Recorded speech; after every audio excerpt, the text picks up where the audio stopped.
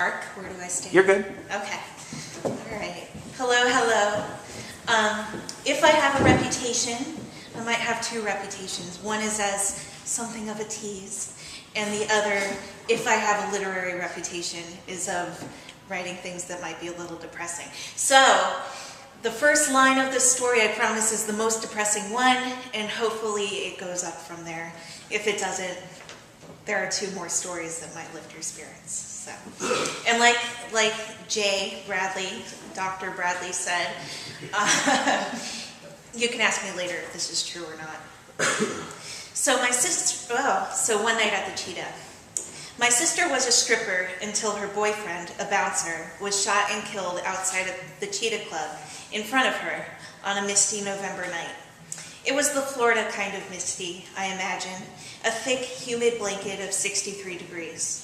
The parking lot was black, its gravel glistening, sparkling in the harsh light of the security lamps.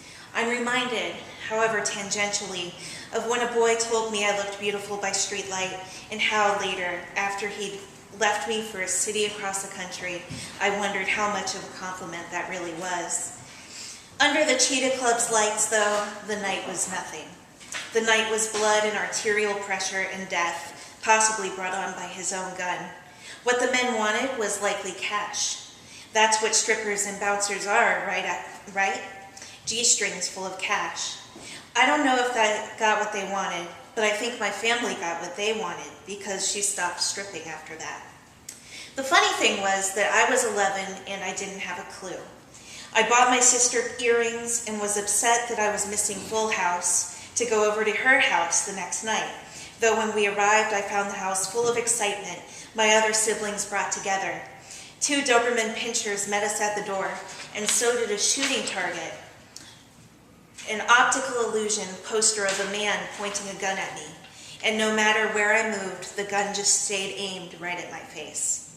My sister rushed to move magazines with pictures of women in tea bags that straddled motorcycles off of the coffee table. Glimpsing past the open bedroom door, I saw jungle print sheets. At Thanksgiving, I think it slipped that she danced. Later, this place of dance was dubbed a titty bar. Now, I knew what titties were, though I certainly didn't have any, and I knew that they were encased in bras, except maybe at the end of a long day when one just had to wriggle out of this garment in the car. Sometimes Mom couldn't make it home.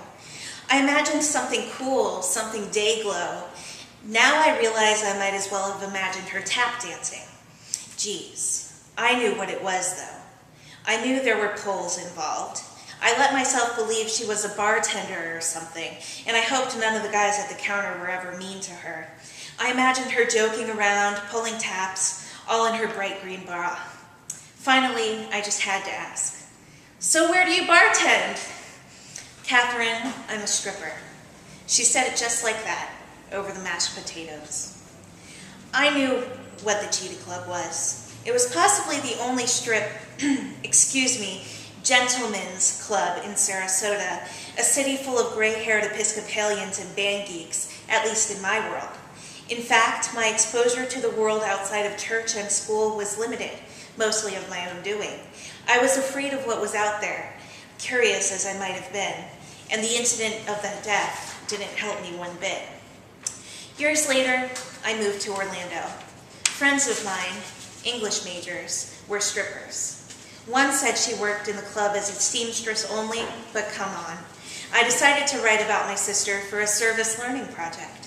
Yes, I'm aware of how that sounds, like I was somehow prostituting my sister's story out for a good grade or something, selling her as a hard-knock case. But the truth was that I was curious about that night and her life. And the kids I read to in the waiting room at the free clinic were sweet, but they didn't offer much in terms of writing material. Over the phone, she told me the facts. I guessed the part about the balminess of the night, mostly because I've lived in Florida all my life and know that's what Florida's like.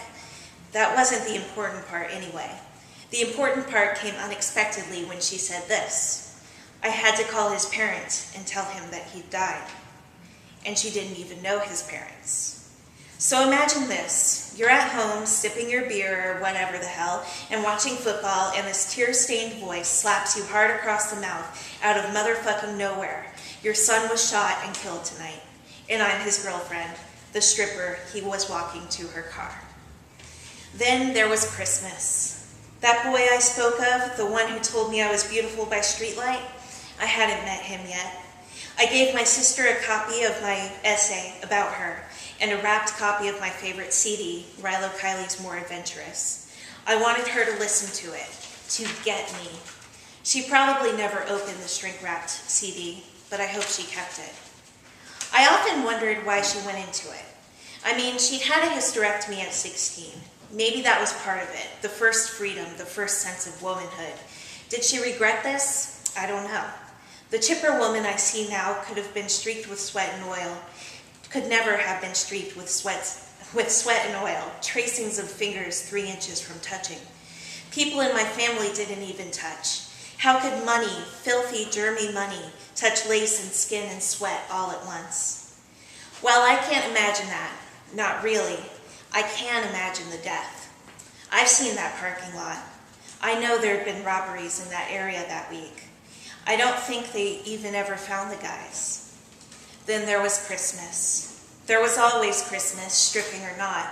There was always blamelessness unless a thank you was forgotten. There was a tree and there were glass ornaments until the yellow lab knocked the tree over.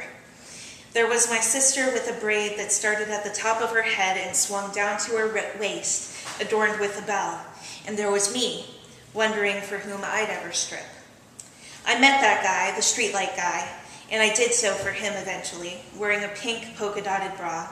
How could I not but think of my sister when I found myself asking a girlfriend to bite the knotted string off my bikini top in front of the guys, when I displayed myself in the blue magnifying glass of pool water. I wondered if I'd have the guts to walk the walk of shame every night after stripping in a club, or even if it was considered a walk of shame on repeat. Maybe it was just the walk to the car after a tiring night at the factory. In moments of drunken childishness at 25, I wondered if I was still 11, with a pair of sympathy earrings for my sister and a desire not to see things as they were over the mashed potatoes, but rather with halos around the streetlights and security in the diamond gravel beneath my feet.